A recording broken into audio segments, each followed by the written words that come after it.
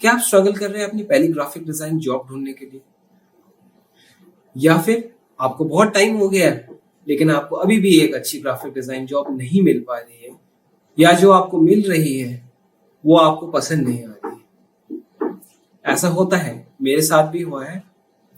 मैं आपको वो सारी इंडस्ट्री लेवल सीक्रेट्स और इनसाइट्स बताऊंगा जो आपको हेल्प करेंगी अपना पहला ग्राफिक डिजाइन जॉब क्रैक करने के लिए। प्लीज स्टे ट्यून्ड, इस वीडियो को आखिरी तक देखिए। It is very important. I want you to succeed.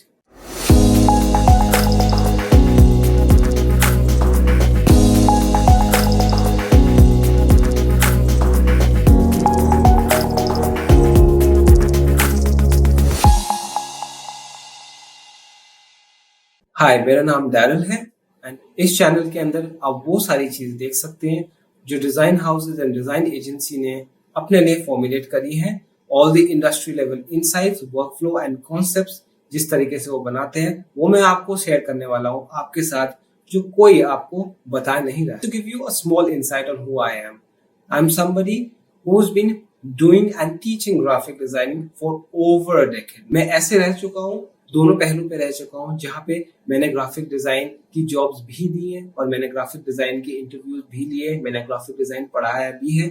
I can exactly tell you हर पहलू से आपको मैं ये बता सकता हूँ कि आपको एक ग्राफिक डिजाइन करियर कैसे आप अपने लिए शुरू कर सकते हैं, आपको पहले जॉब कैसे मिल सकती है, इन चीजों के बारे में मैं आपको एग्जैक्टली बता सकता हूँ। Please stay tuned. मैं करंटली एक विजुअल कम्युनिकेशंस डिवीजन को लीड कर रहा हूँ एक लीडिंग रियल एस्टेट फर्म के अंदर। वहां पे मैं रिस्पॉन्सिबल हूँ एक पूरी टीम के लिए, जहाँ पे हम लोग ब्रांड आइडेंटिटी करते हैं, विजुअल कम्युनिकेशंस करते हैं and brand strategy and project strategies करते हैं। So please stay tuned. मैं आपको हर चीज बताने वाला हूँ जो आपको पहली ग्राफिक डिजाइन जॉब ढूंढने में मदद कर सके। The first and foremost thing जो आपको ध्यान रखना है जब आप किसी भी ग्राफिक डिजाइन जॉब को अप्लाई करते हैं वो है कि आपको जो इंडस्ट्री लेवल सॉफ्टवेयर है वो आना चाहिए। मैं आपको कुछ एग्जांपल्स देता हूँ। हमारी जो ग्राफिक डिजाइन की इंडस्ट्री है वो कुछ सेक्शंस के अंदर डिवाइडेड है। पहला जो सेक्शन आता है वो डेस्कटॉप पब्लिशिंग के अंदर आता है, दूसरा जो सेक्शन आता है वो प्रिंट मीडिया के अंदर आता है, तीसरा सेक्शन जो होता है वो आता है हमारे web banners and web based industry होती है, और जो लास्ट जो हमारा जो आता है उसको हम बोलते हैं जो हमारे वेबसाइट्स वगैरह जो बनते हैं उसको। मैं आपको उसके बारे में एक डिटेल में थोड़ा सा एक समरी दे देता हूँ। जो फर्स्ट वाला है उसको बोलते हैं डेस्कटॉप पब्लिशिंग। पब्लिशिंग के सॉफ्टवेयर होते हैं, they are very particular, they are very specific in dealing with large volumes of pages. So इस तरह के सॉफ्टवेयर जो होते हैं बहुत सारे पेजेस को अच्छी तरीके से हैंडल कर सकते हैं, विच अ रेगुलर फोटोशॉप और regular Illustrator can not do. So जब इनडिजाइन की बात करते हैं हम लोग, इंडस्ट्री लेवल जो सॉफ्टवेयर है जो सारे जगह यूज होता है वो है InDesign. You must know InDesign अगर आपको डेस्कटॉप पब्लिशिंग के अंदर जाना है। अगर आप ई कॉमर्स के अंदर जाना चाहते हैं जहां पे आपको वेब बैनर्स बनवाते हैं, जहाँ पे सोशल मीडिया का काम होता है, जहाँ पे वेब बेस्ड काम होता है, जहाँ पे ई कॉमर्स का काम होता है, तो वहां पे आपको फोटोशॉप जो है that is the first and foremost software that you must know.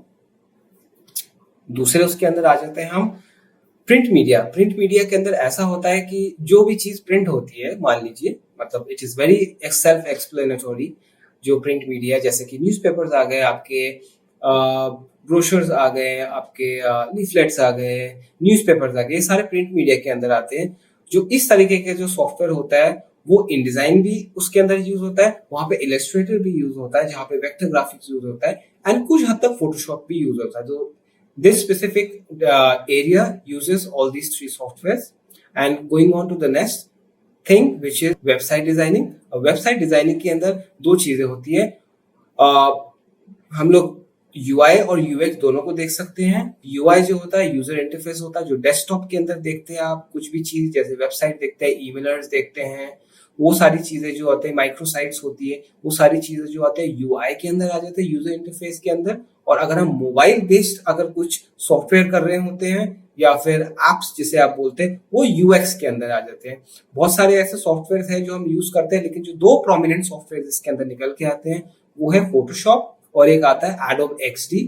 Adobe XD makes things a lot easier. यहाँ पे एनिमेशंस देख सकते हैं हम लोग, अलग अलग तरीके के एनिमेशंस की जो फाइनल प्रोडक्ट निकल के आएगा वो Adobe XD में without any coding, without any HTML हम उस चीज को कर सकते हैं. मॉकअप बनाने में बहुत बहुत ज्यादा वो आसान कर देता है हमारी life. The next thing that we are going to get into is how to make an impressive portfolio. Research for relevant profiles and try to mimic it. अब इसके अंदर मैं ये आपको बताना चाह रहा हूं कि बहुत सारे ऐसे लिस्टिंग साइट्स होते हैं जहां पे प्रोफाइल्स जो होते हैं लोगों के लिस्टेड होते हैं, पोर्टफोलियोज लिस्टेड होते हैं. One of those very famous site जो एडोबी का खुद होता है वो है Behance. Behance पे आप क्या कर सकते हैं कि you can go through people like yourself, जो लोग जॉब्स ढूंढ रहे हैं, जो लोग बहुत टाइम से उस इंडस्ट्री के अंदर हैं, and you can just have look at the kind of profile that they have. उनका जो काम है वो अपने आप में बहुत ही इंप्रेसिव होता है. You kind of understand the what kind of work the industry requires, and just try to include portfolios or include work in your portfolios which are very similar to their work, and it just sets the right tone for any portfolio.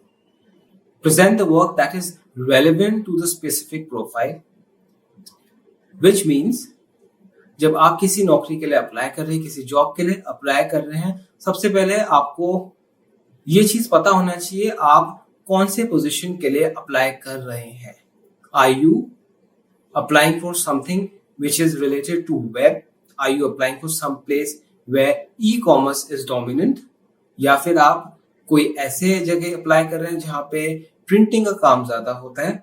सो अगर आपको ये चीज पता होगा exactly कि आपका requirement क्या है, जो आपकी जो रिस्पॉन्सिबिलिटीज क्या है जॉब के अंदर, you will be able to present that kind of work for that job. Next is to enhance your work with mockups.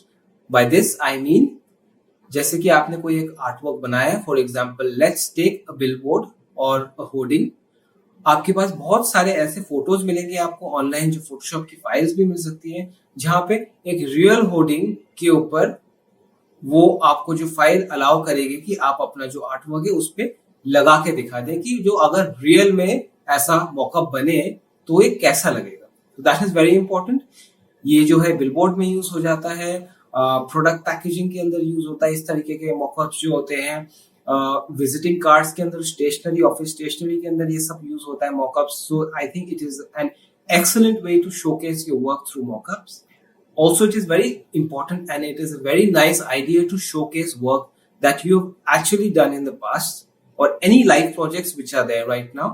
Which means that अगर आपने किसी अपने फ्रेंड के लिए काम किया हो, आपने किसी अपने पिछले ऑर्गेनाइजेशन के अंदर काम किया हो, ऐसी चीज जो ऑलरेडी अभी लाइव है या फिर कभी प्रिंट हुई हो, जैसे कि मान लीजिए आपने कभी न्यूज़पेपर एड में काम किया और न्यूज़पेपर एड का कटिंग है आपके पास, या फिर आपने कुछ ऐसे डॉक्यूमेंट जो आपने बनाए हैं, या फिर कुछ ऐसे मैगजीन हो, ब्रोशर, लीफलेट जो आपने पहले बनाए हैं वो प्रिंट हुए हैं एक्चुअल में, कुछ ऐसे वेबसाइट बनाई है आपने, कोई ऐसा ऐप का डिजाइन बनाया जो एक्चुअल में अभी लाइव है, उन चीजों को डेफिनेटली इंक्लूड करिए, रेलेवेंट चीजों को इंक्लूड करिए अपने प्रोफाइल के अंदर. जब आप देते हैं इस प्रोफाइल को किसी इंटरव्यू को, कई भी इंटरव्यू के लिए अगर आप भेजते हैं, इस चीजों को जरूर इंक्लूड करिए. Another important thing is that just please keep a few relevant artworks in your profile जब आप उसको भेज रहे होते हैं किसी इंटरव्यूअर को अपना profile.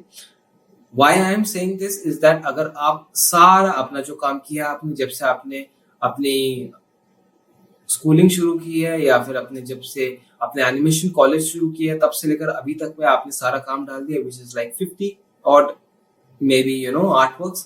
At that point of time, what happens is that it is very difficult for an interviewer to gauge कि आपका जो competence level क्या है.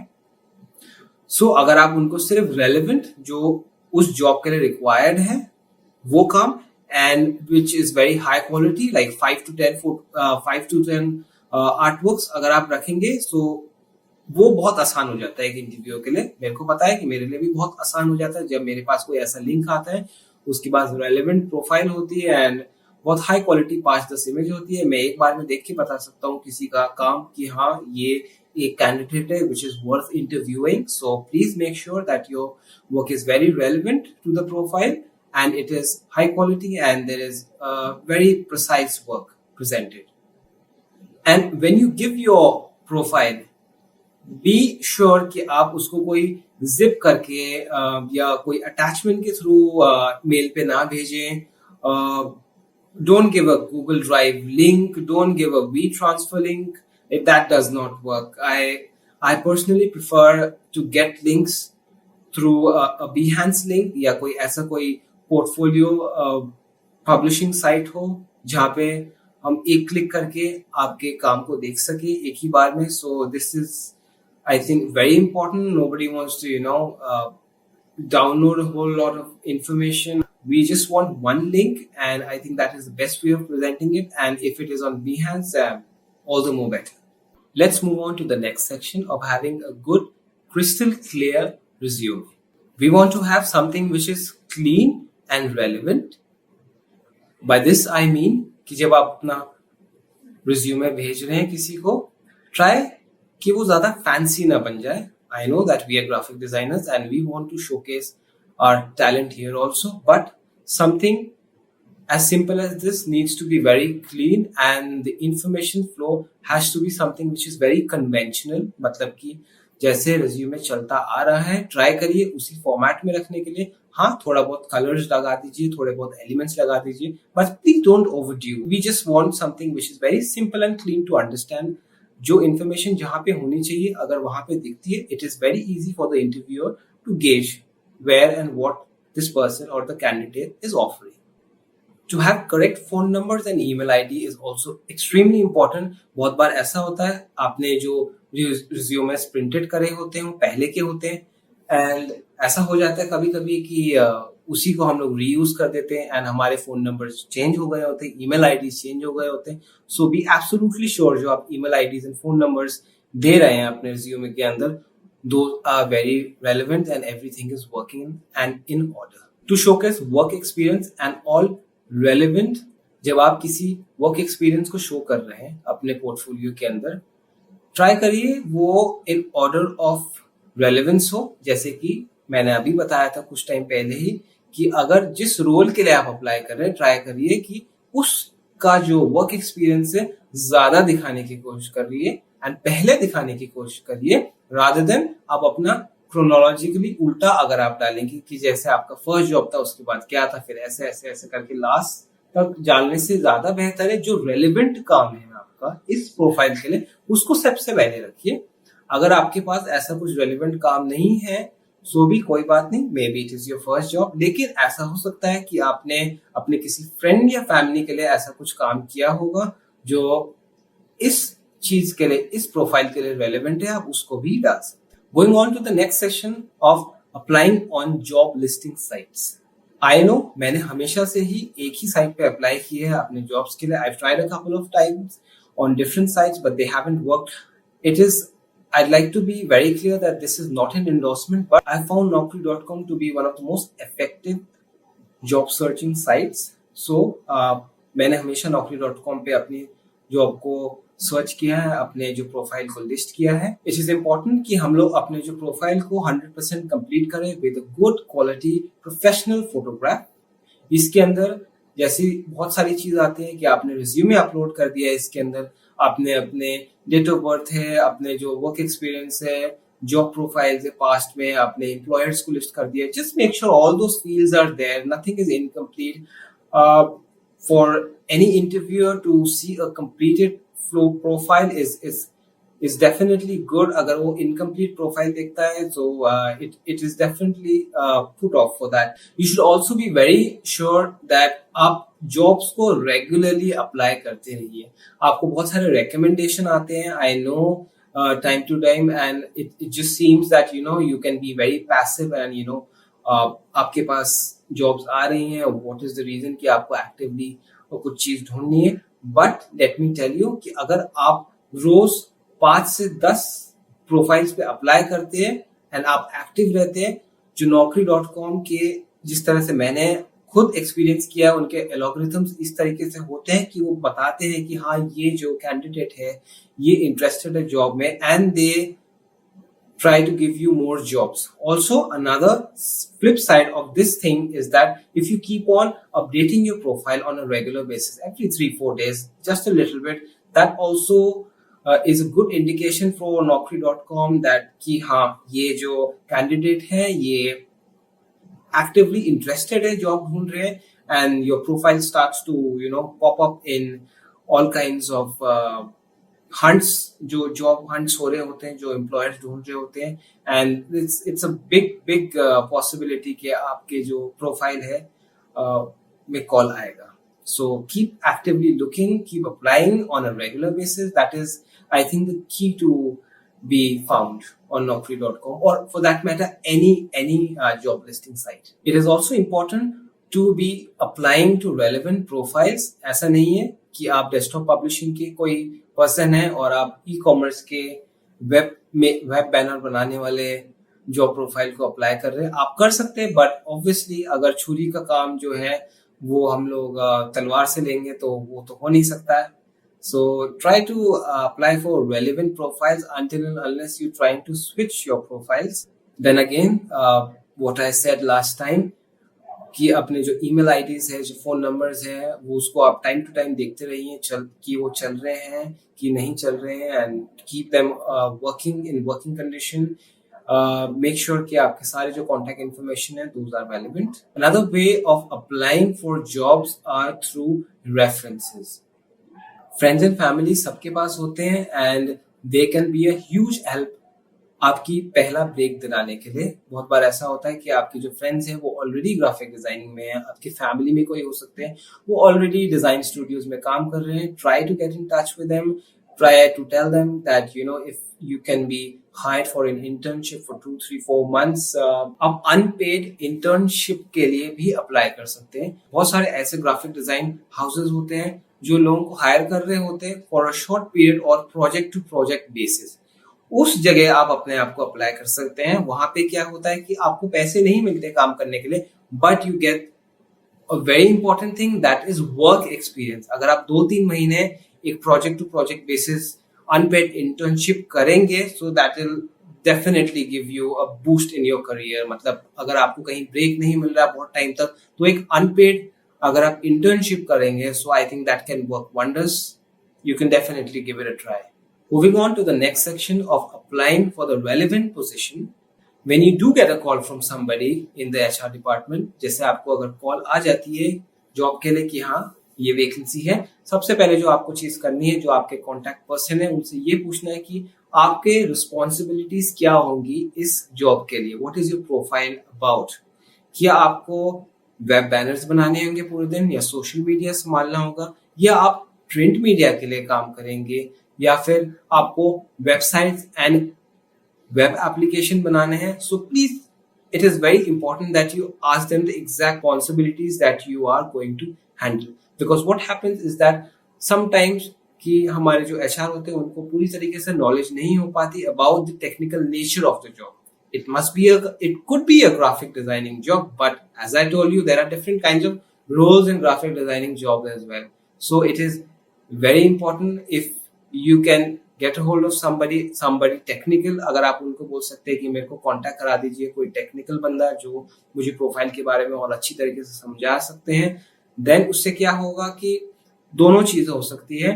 पहली बात तो ये है, अगर आपको पता चल जाएगा कि ये रेलेवेंट प्रोफाइल है आपके लिए, you will be more prepared. जब आप इंटरव्यू के लिए जाएंगे, यू विल नॉट बी वेग, you will be very prepared and you can just do a killer interview. और अगर आपके लिए प्रोफाइल नहीं है, you can save a lot of time, you can save a lot of time for both of yourselves. मतलब कि आप interview के लिए भी बहुत ज्यादा टाइम बचा सकते हैं और खुद के लिए भी बहुत ज्यादा टाइम बचा सकते हैं इस चीज से, क्योंकि आप वहां पे जाएंगे एंड देन ऑब्वियसली जो रोल है या जो रिस्पॉन्सिबिलिटी है, it is very different from what you have been doing. And well, no luck. मुझे कमेंट्स में बताइए कितने बार ऐसा हुआ है कि आप किसी प्रोफाइल के लिए आपने अप्लाई किया और जो वहां पे आप पहुंचे तो आपको पता चला ये जो प्रोफाइल है आपसे मैच ही नहीं करती. It has happened with me a lot of times. It must have been happening with you. So मुझे बताइए अपने कमेंट्स में कितने बार आपके साथ ऐसा हुआ है. Moving on to the next section of preparing for the technical test. This, my friend, is the make it or break it. बहुत बारी ऐसा होता है हम लोग बहुत ग्रांटेड के लिए ले लेते हैं, we just are very casual about it. हमको ऐसा लगता है कि ये ग्राफिक डिजाइनिंग तो हम लोगों ने पढ़ी है बहुत टाइम से, हम लोग ऑलरेडी बहुत सारा काम कर चुके हैं ग्राफिक डिजाइनिंग के अंदर। बहुत बारी ऐसा होता है कि हम लोग, हमारा सेकंड या थर्ड जॉब होता है and we are doing this day in and day out, and हम लोगों को it doesn't occur to us कि इसके लिए भी हमें प्रिपेयर करना होता है। Just think of it like that कि आप एग्जाम बचपन से लेकर अब बड़े तक आपने एग्जाम्स दिए स्कूल के अंदर, you have to be prepared every time you go for an exam. How relevant is that? It is the same thing कि जब आप किसी भी टेक्निकल टेस्ट को देने जा रहे हैं उसके लिए आपको प्रिपेयर करना जरूरी है। अब वो कैसे करते हैं, I try to spread this into section. Let's take on the first section, study about the company. जिस कंपनी में आप जा रहे हो उसको एक बार आप स्टडी करिए, what kind of a work they are in, किस इंडस्ट्री के अंदर है, कौन से वो सोशल मीडिया में कहाँ पे एक्टिव है। जैसे मान लीजिए वो यूट्यूब पे एक्टिव हो सकते हैं, वो हो सकते हैं एक्टिव फेसबुक पे हो सकते हैं, लिंक्डइन में हो सकते हैं। आपको ये सारे सोशल मीडिया चैनल जाके देखना है कि वो किस तरह के आर्टवर्क्स बन रहे हैं उनके लिए, उनके वेबसाइट को जाके देखना है, उनका कलर स्कीम्स देखना है, उनकी ब्रांड आइडेंटिटी को देखना है, उनको ये सब कुछ आपको देखना है। By this you will get a very very fair idea कि वो किस तरीके का उनका जो है डिजाइन सेंस है। अगर आप इस चीज को समझ लेते हैं कि one half the battle, believe me. अगर आप इस तरीके का डिजाइन बना सकते हैं जिस तरीके से ऑलरेडी उनके वेबसाइट्स या सोशल मीडिया में है, you have definitely won half the battle. You should also know the kind of software that they use. I will tell you why. आप जिस सॉफ्टवेयर को यूज कर रहे हैं अपने पिछले कंपनी में, या फिर ऐसा हो सकता है जो आपको आपके एनिमेशन इंस्टीट्यूट के अंदर, ग्राफिक डिजाइन इंस्टीट्यूट के अंदर सिखाया हुआ है, that could be very different जो इंडस्ट्री यूज कर रही है अभी। मैं आपको छोटा सा एग्जांपल दे देता हूं। हमारे कंपनी के अंदर हम लोग एडोब डिजाइन स्वीट को यूज करते हैं, एडोब के ही प्रोडक्ट्स को यूज करते हैं, because we have paid licences for it. Because of which, अगर मान लीजिए किसी को कोरल ड्रॉ आता है या किसी को एफिनिटी डिजाइनर आता है, we will not be able to accommodate that person because of the only reason कि उनको हमारे पेड लाइसेंसेस पे ही काम करना है, and we only prefer Adobe design suite. So ऐसा हो सकता है कि आपने बहुत टाइम तक किसी ऐसे सॉफ्टवेयर पे काम नहीं किया, but because you are prepared and you know that ये सॉफ्टवेयर यूज होने वाला है, you can quickly brush this software up in 3-4 days and you are well prepared. ऐसा बहुत प्रॉब्लम में आप पड़ जाएंगे अगर आप वहां पे गए और आपको पता चला कि जो आपने सॉफ्टवेयर यूज करना है वो आपने 6 महीने साल भर से इस्तेमाल ही नहीं किया। तो आपको ऐसा भी हो सकता है कि टेक्निकल टेस्ट ही ना दे पाए, या अगर आप बनाएंगे तो आपको बहुत बहुत टाइम लग जाएगा, which is obviously a very negative thing on both fronts. जब आप रिसर्च करेंगे फिर उस कंपनी के वेबसाइट पे, उस कंपनी के सोशल मीडिया पे, उन जगहों पे जब आप जाके रिसर्च करेंगे वेबसाइट्स पे, तो आपको कुछ चीजें पता चलेगी। जैसे मैंने आपको बताया, सोशल मीडिया में जाके और बहुत सारे ऐसे जगहों पे जाके जहां पे उसका प्रेजेंस है उस कंपनी का, which will obviously help you in deciding कि आप किस तरीके से फॉन्ट्स यूज करेंगे उनके डिजाइन में, किस तरीके के कलर्स यूज करेंगे, किस तरीके का डिजाइन लैंग्वेज यूज करेंगे। जब आपके पास ये सारी चीजें क्लैरिटी आ जाती है, आप इन चीजों को लिख के ले जाइए कि मैंने ये फॉन्ट्स यूज करना है, मैंने ये आर्ट वर्क यूज करना है, मैंने ये एलिमेंट्स यूज करने। सो ऐसा होगा जब भी आपको कोई डिजाइन देंगे, यू आर ऑलरेडी प्रिपेयर्ड। तो आप ये सोचिए कितनी जल्दी आप डिजाइन के बना पाएंगे उनका, and this will definitely have a positive impact on your technical test. Like हम किसी भी टेक्निकल टेस्ट या फिर एग्जाम्स के लिए जैसे हम तैयारी करते हैं तो हम अपने आप टाइम करते हैं। इसके अंदर भी आपको ट्राई करना है कि जब आप टेक्निकल टेस्ट देने जाए उससे पहले एक टेक्निकल टेस्ट खुद घर पे ले, 1 या 2 बार।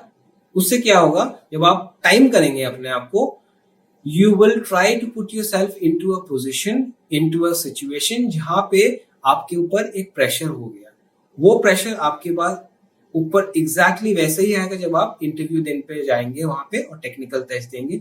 To be able to actually progress in that kind of pressure is very important. To be able to practice in that kind of pressure is very important. Also timing helps incredibly कि आप उस time के अंदर अपना technical test दे सकते हैं। 1 घंटा, usually 2 घंटा मिलता है किसी टेक्निकल टेस्ट के लिए, शॉर्ट टेक्निकल टेस्ट के लिए। So try to time yourself accordingly. Please like करिए इस वीडियो को और मेरे चैनल को सब्सक्राइब करिए। अगर आपको लगता है कि ये जो नॉलेज आपको मिली है आज बहुत अच्छी मिली है, एंड ऑल्सो बिकॉज मैं सेकेंड पार्ट लेकर के आने वाला हूं इस वीडियो का, जहां पे मैं आपको बताऊंगा कि एक्चुअल आपको इंटरव्यू डे पे क्या करना है। ये मैंने आपको इंटरव्यू डे से पहले के प्रेपरेशंस के बारे में बताया है। इट इज वेरी इंपॉर्टेंट कि आप अगर इस चैनल को सब्सक्राइब करेंगे, इस वीडियो को मेरे लाइक करेंगे, आपको पता चल जाएगा मेरा नेक्स्ट वीडियो कब आने वाला, जहां मैं आपको एग्जैक्टली बताऊंगा क्या चीजें करनी है आपको आपके इंटरव्यू डे पे, जिससे आप अपने टेक्निकल टेस्ट को और इंटरव्यू को क्रैक कर पाओ। आपको डेफिनेटली वो जॉब मिलेगी,